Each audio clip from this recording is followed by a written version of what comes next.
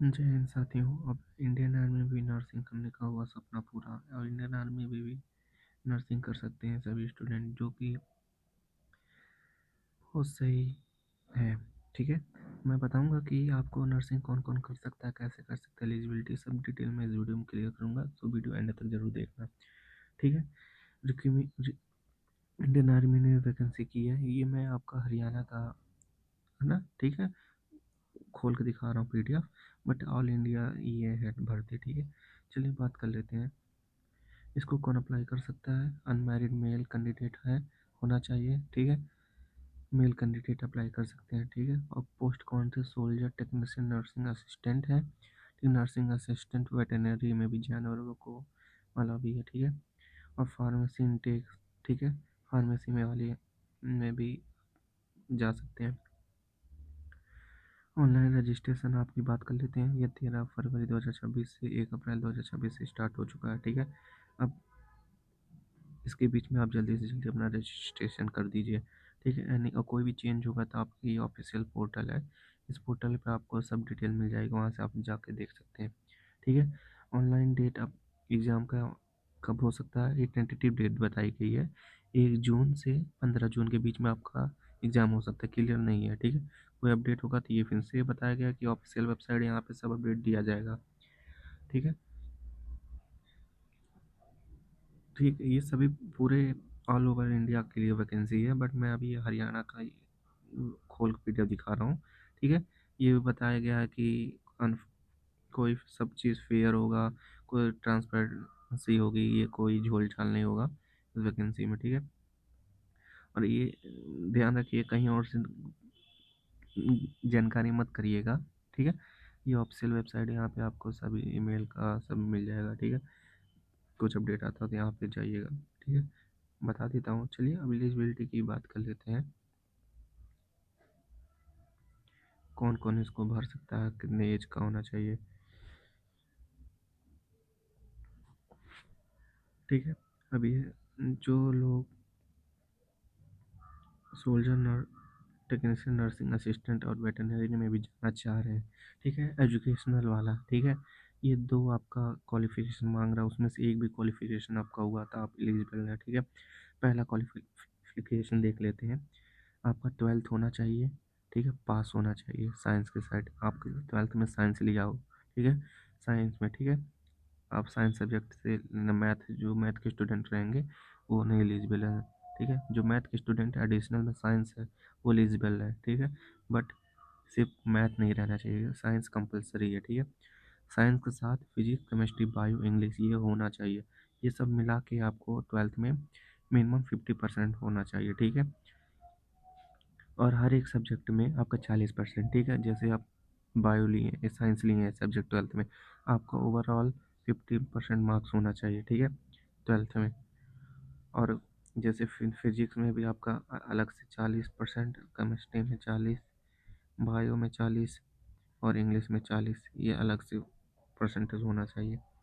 ठीक है, दूसरा एलिजिबिलिटी है 12th है, 12th के साथ बायो। ठीक है, ये तो सेम है, but physics, chemistry, botany, zoology, English. ठीक है, ये आपका सब्जेक्ट होना चाहिए, वही सेम है। फिर 15% सब मिला के होना चाहिए, और हर एक सब्जेक्ट में 40%।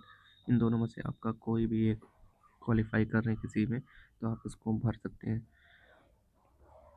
एज का है आपका 17.5 से 23 साल। ठीक है, 17.5 से 23 साल के बीच में आप आ रहे हैं तो इसको भर सकते हैं।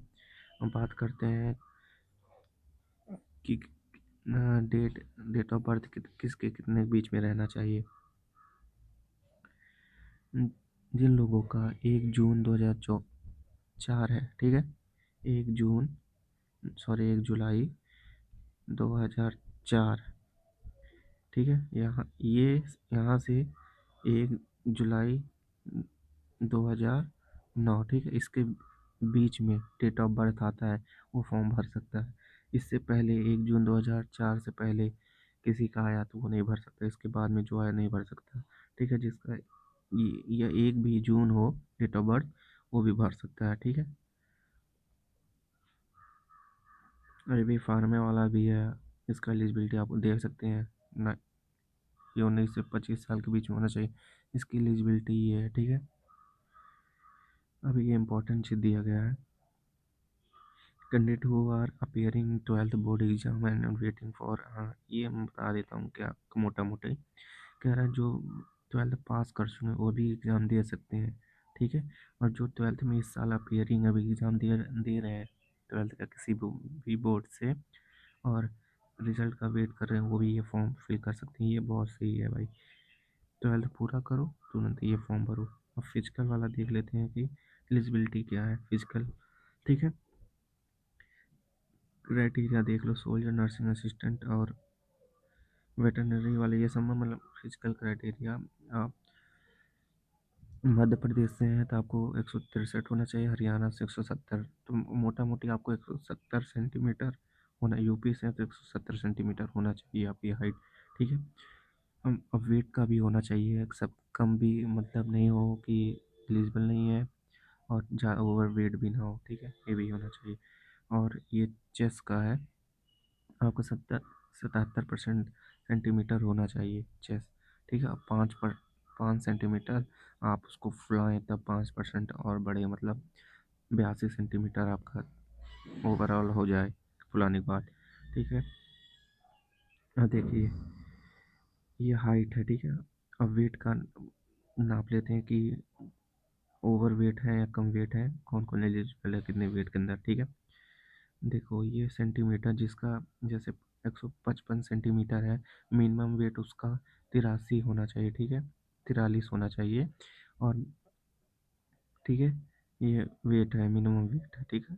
और एज 17 से 20 साल के बीच में है आपका, तो उसका मैक्सिमम वेट आपका 52 होना चाहिए, ठीक है, 52 किलो होना चाहिए, और मिनिमम आपका 43 है। और 21 साल से ऊपर है आप, 21 से 30, तो आपका 55 मैक्सिमम होना चाहिए, ठीक है। ये पूरा ये अब देख लीजिएगा, ये पूरा ये PDF आपको टेलीग्राम पे मिल जाएगा, वहाँ से आप भर सकते हैं, सॉरी देख सकते हैं आप, ठीक है। अब यही दिया गया है, रिलैक्सेशन फिजिकल है, ये है सब। आप स्टेट या कॉलेज किसी यूनिवर्सिटी से भी कोई स्पोर्ट या कुछ खेलें तो आपको हाइट में 2 सेंटीमीटर रिलैक्सेशन मिलेगा, चेस्ट में 3 सेंटीमीटर, वेट में 5 किलो का रिलैक्सेशन मिलेगा, ठीक है। ये सब है, ये सब उतना इम्पोर्टेंट नहीं है, जो भी भरे होंगे आपको PDF मिल जाएगा, वहाँ से आप देख के जान सकते हैं। ये सब है ओवरऑल, जब और डिटेल की मैं बताता रहूँगा। Thank you very much. Video को लाइक सब्सक्राइब करना ना भूलना, मैं अपडेट आपको देता रहूँगा। टेलीग्राम चैनल ज्वाइन करना ना भूलें। Thank you.